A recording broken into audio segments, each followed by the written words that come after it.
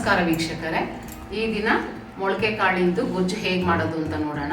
ಅದರಲ್ಲೂ ಈ ಬೇಸಿಗೆಗೆ ಮೊಳಕೆ ಕಾಳು ತಂಪು, ಆದ್ದರಿಂದ ಅದನ್ನು ಉಪಯೋಗಿಸಿದ್ರೆ ತುಂಬ ಒಳ್ಳೆಯದು.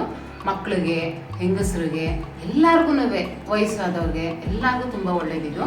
ಈ ಗೊಜ್ಜು ಚಪಾತಿಗೆ, ರೊಟ್ಟಿಗೆ, ಬಿಸಿ ಅನ್ನಕ್ಕೆ ತುಂಬ ಚೆನ್ನಾಗಿರುತ್ತೆ.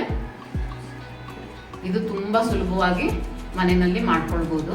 ಬೇರೆ ಏನೇನೋ ಸೇರಿಸಿ ಕೆಲವರು ಗೊಜ್ಜು ಅಂತ ಹೇಳಿದ್ರೆ ಅದಕ್ಕೆ ಬಾದಾಮಿ ಅಂತೆ, ಗೋಡಂಬಿ ಅಂತೆ, ಗ್ರೇವಿಗೆ ಅಂದ್ಕೊಂಡು ಏನೇನೋ ಸೇರಿಸ್ಕೊಂಡು ಮಾಡ್ತಾರೆ. ಆ ಥರ ಏನಿಲ್ಲ, ಮನೆಯಲ್ಲಿರೋ ಅಂಥದ್ದನ್ನೇ ಸಿಂಪಲ್ ಆಗಿರೋದನ್ನ ಸೇರಿಸ್ಕೊಂಡು ಮಾಡೋ ಅಂಥದ್ದು. ಒಂದಿನ ತರಕಾರಿ ಪಲ್ಯ, ಒಂದಿನ ಈ ಥರ ಮೊಳಕೆ ಕಾಳಿನ ಗೊಜ್ಜು, ಒಂದಿನ ಸೊಪ್ಪಿನ ಪಲ್ಯ, ಈ ಥರ ಪ್ರತಿದಿನ ಒಂದೊಂದು ಥರ ಮಾಡ್ಕೊಂಡು ತಿಂತಾಯಿದ್ರೆ ಹೆಲ್ತ್ಗೆ ತುಂಬ ಬೆನಿಫಿಟ್ ಇರುತ್ತೆ. ಮೊಳಕೆ ಕಾಳನ್ನ ರೆಡಿ ಮಾಡಿ ಇಟ್ಕೊಂಡಿದ್ದೀನಿ. ಮನೆಯಲ್ಲೇ ಕಾಳುಗಳನ್ನೆಲ್ಲ ಸೇರಿಸಿ ಮೊಳಕೆ ಬರೆಸಿ ಇಟ್ಕೊಂಡಿರೋ ಅಂಥ ಕಾಳು. ಮೊಳಕೆ ಬರ್ಸೋಕ್ಕೆ ಕಡಲೆಕಾಳು, ಹೆಸರು ಕಾಳು, ಮೆಂತ್ಯ, ಹುರುಳಿಕಾಳು, ಸೋಯಾಬೀನ್ ಕಾಳನ್ನ ಹಾಕ್ಕೊಂಡಿದ್ದೀನಿ. ಇದು ತುಂಬ ಚೆನ್ನಾಗಿರುತ್ತೆ. ನೆಂದು ಮೊಳಕೆ ಬಂದಾಗ ಇದ್ರ ಜೊತೆನಲ್ಲಿ ಬೆರೆಸ್ಕೊಂಡಾಗ ತುಂಬ ಚೆನ್ನಾಗಿರುತ್ತೆ. ಆಮೇಲೆ ಮೆಂತ್ಯ ಸೇರಿಸಿದ್ದೀನಿ ನಾನು ಇದಕ್ಕೆ.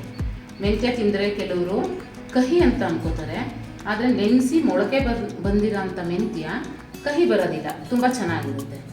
ಕಾಳನ್ನೆಲ್ಲ ಚೆನ್ನಾಗಿ ತೊಳೆದು ಒಂದು ದಿನ ನೆನೆಸ್ಕೊಂಡಿದ್ದೀನಿ. ನೆನೆಸ್ಕೊಂಡು 1.5 ದಿನ ಬಟ್ಟೆನಲ್ಲಿ ಕಟ್ಟಿಟ್ಟು ಈ ಥರ ಮೊಳಕೆ ಬರೆಸ್ಕೊಂಡಿದ್ದೀನಿ. ಈಗ ಮಾಡೋ ವಿಧಾನ ಹೇಗೆ ಅಂತ ನೋಡೋಣ. ಇದಕ್ಕೆ ನಾನು 2 ಈರುಳ್ಳಿ ತೊಗೊಂಡಿದ್ದೀನಿ, 2 ಟೇಬಲ್ ಸ್ಪೂನಷ್ಟು ತೆಂಗಿನಕಾಯಿ ತುರಿ ತೊಗೊಂಡಿದ್ದೀನಿ. ಇದರಲ್ಲಿಗೆ 1 ಟೇಬಲ್ ಸ್ಪೂನಷ್ಟು ಶುಂಠಿ ಬೆಳ್ಳುಳ್ಳಿ ಪೇಸ್ಟ್ ತೊಗೊಳ್ತೀನಿ. ಇಷ್ಟು ಚಕ್ಕೆ ಲವಂಗ, 1 ಟೇಬಲ್ ಸ್ಪೂನು ಧನಿಯಾ ಮೆಣಸಿನ್ಕಾಯಿ ಪುಡಿ, ಸ್ವಲ್ಪ ಕೊತ್ತಂಬರಿ ಸೊಪ್ಪು, 1 ಟೊಮೆಟೊ, 1/4 ಸ್ಪೂನಷ್ಟು ಅರಿಶಿನ ಪುಡಿ ತೊಗೊಂಡಿದ್ದೀನಿ, ಮೆಂತ್ಯ ಸೊಪ್ಪು. ಕಾಳು ಗೊಜ್ಜಿಗೆ ಮಸಾಲೆ ರುಬ್ಕೊಳ್ಳೋಣ. ಈರುಳ್ಳಿ, ತೆಂಗಿನಕಾಯಿ ತುರಿ, ಚಕ್ಕೆ ಲವಂಗ, ಕೊತ್ತಂಬರಿ ಸೊಪ್ಪು, 1 ಟೇಬಲ್ ಸ್ಪೂನಷ್ಟು ಖಾರದ ಪುಡಿ ಆದರೆ ಸಾಕು. ಯಾಕೆ ಅಂತ ಅಂದರೆ ಅದು ನಾವು ಗೊಜ್ಜು ಜಾಸ್ತಿ ಮಾಡಲ್ಲ, ಸ್ವಲ್ಪ ಗಟ್ಟಿಗೆ ಮಾಡ್ಕೊಳ್ಳೋದು ಚಪಾತಿಗೆ, ರೊಟ್ಟಿಗೆ ಅನ್ನೋ ಥರ. ಹಾಗಾಗಿ ಕಾಯಿ, ಖಾರದ ಪುಡಿ ಎಲ್ಲ ಕಡಿಮೆ ಆದರೆ ಸಾಕು. ಅರಿಶಿನ, 1 ಟೇಬಲ್ ಸ್ಪೂನಷ್ಟು ಶುಂಠಿ ಬೆಳ್ಳುಳ್ಳಿ ಪೇಸ್ಟು, ಟೊಮೆಟೊ, ಇಷ್ಟು ಮಸಾಲೆನ ಈಗ ರುಬ್ಕೊಳ್ಳೋಣ. ಈಗ ಮಸಾಲೆಗೆ ಸ್ವಲ್ಪ ನೀರು ಬೆರೆಸ್ಕೊಂಡು ಈ ಥರ ನುಣ್ಣಗೆ ರುಬ್ಬಿಟ್ಕೊಂಡಿದ್ದೀನಿ. ಈಗ ಹೇಗೆ ಮಾಡೋದು ಅಂತ ನೋಡೋಣ. ಈಗ ಈ ಮೊಳಕೆ ಕಾಳು ಒಣಕಾಳಾಗಿರೋದ್ರಿಂದ ಹಾಗೆ ಬೇಯೋದಿಲ್ಲ, ಅದಕ್ಕೋಸ್ಕರ ಕುಕ್ಕರ್ನಲ್ಲೇ ಗೊಜ್ಜು ಮಾಡ್ಕೊಳ್ಳೋಣ. ಮೊದಲಿಗೆ ಕುಕ್ಕರ್ ಇಟ್ಟಿದ್ದೀನಿ. 2 ಟೇಬಲ್ ಸ್ಪೂನಷ್ಟು ಎಣ್ಣೆ ಹಾಕ್ಕೊಳ್ಳೋಣ. ಇದು ಕಾದ ನಂತರ ಇದಕ್ಕೆ ಮೆಂತ್ಯ ಸೊಪ್ಪು ಸೇರಿಸೋಣ. ಈಗ ಇದಕ್ಕೆ ಕಾಳು ಹಾಕ್ತಾಯಿದ್ದೀನಿ.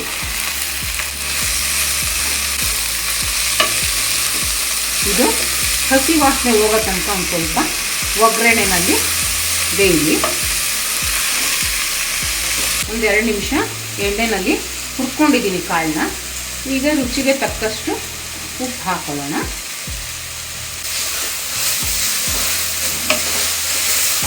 ರುಬ್ಬಿರೋ ಅಂಥ ಮಸಾಲೆನ ಬೆರೆಸ್ತಿದ್ದೀನಿ. ಈಗ ಮಸಾಲೆ ಸ್ವಲ್ಪ ಹುರ್ಕೊಳ್ಳೋಣ.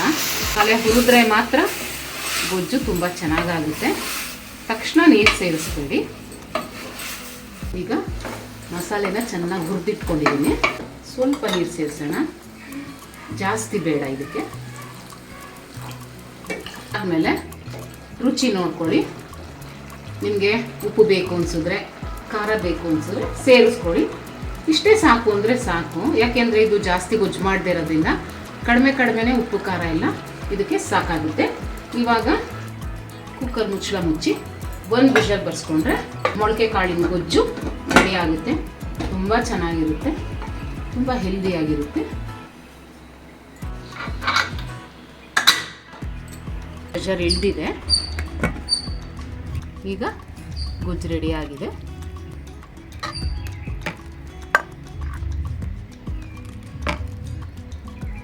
ಇವತ್ತು ನಾವು ಇಡ್ಲಿ ಮಾಡಿದ್ದೀವಿ. ಇಡ್ಲಿ ಜೊತೆಗೆ ಇದನ್ನು ಹಾಕ್ಕೊಂಡು ತಿಂತಾ ಇದ್ದೀವಿ.